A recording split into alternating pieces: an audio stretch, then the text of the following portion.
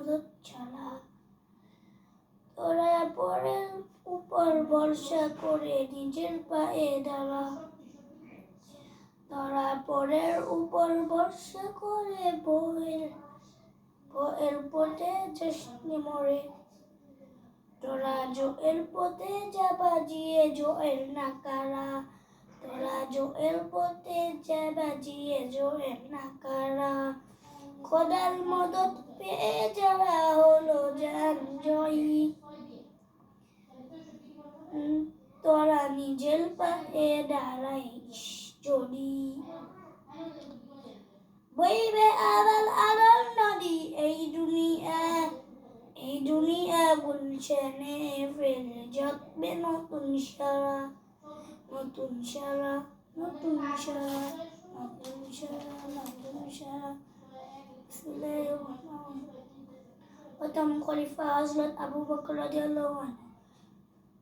মুসলিম জাহানের প্রথম খলিফা হযরত আবু বকর সিদ্দিক রাদিয়াল্লাহু আনহু।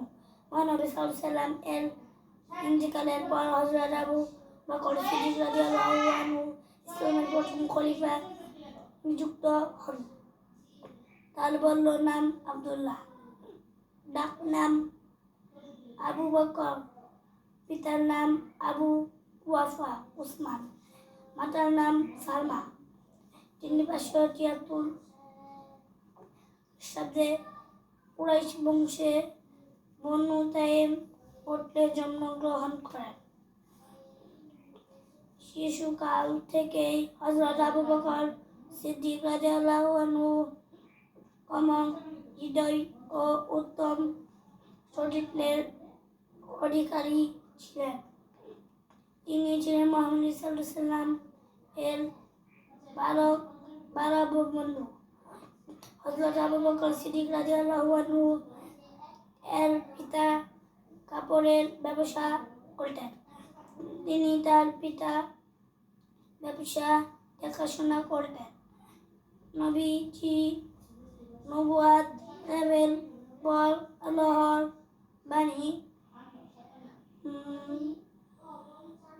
প্রচারের কাজ শুরু করেন। প্রিয় নবী এর দাওয়াত পেয়ে হযরত আবু বকর সিদ্দিক রাদিয়াল্লাহু আনহু পুরুষদের মধ্যে সর্বপ্রথম ইসলাম গ্রহণ করেন। এই জন্য নবীজি সাল্লাল্লাহু আলাইহি ওয়াসাল্লাম তাকে সিদ্দিকে আকওয়াব উপাধি দেন। পুরুষদের মধ্যে সর্বপ্রথম তিনি ইসলাম গ্রহণ করেন। সর্বস্থান তিনি প্রিয় নবী সাল্লাল্লাহু আলাইহি ওয়াসাল্লাম এর সঙ্গে থাকতেন। ইসলাম প্রচারের সময় মক্কা অনেক লোক নবীজি সাল্লাল্লাহু আলাইহি ওয়াসাল্লাম এর সঙ্গে শত্রুতা শুরু করে অত্যাচার নির্যাতন। এই সময় হযরত আবু বকর সিদ্দিক রাদিয়াল্লাহু আনহু নবীজি সাল্লাল্লাহু আলাইহি ওয়াসাল্লামকে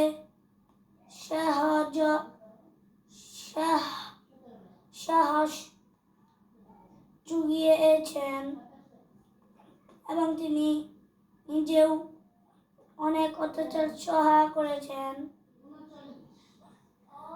এই সময় কাফেরদের অত্যাচার নবী সাল্লাল্লাহু আলাইহি ওয়াসাল্লাম হযরত আবু বকর সিদ্দিক রাদিয়াল্লাহু আনহুকে নিয়ে আল্লাহর হুকুমে মদিনায় হিজরত করেন।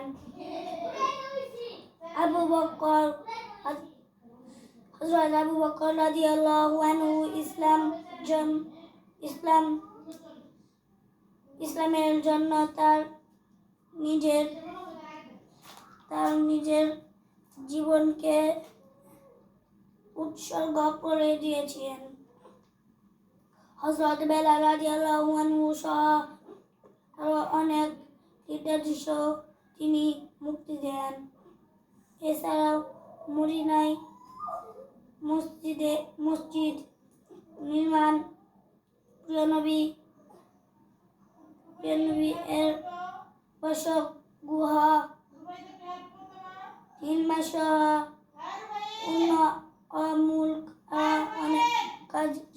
হয়েছিলেন।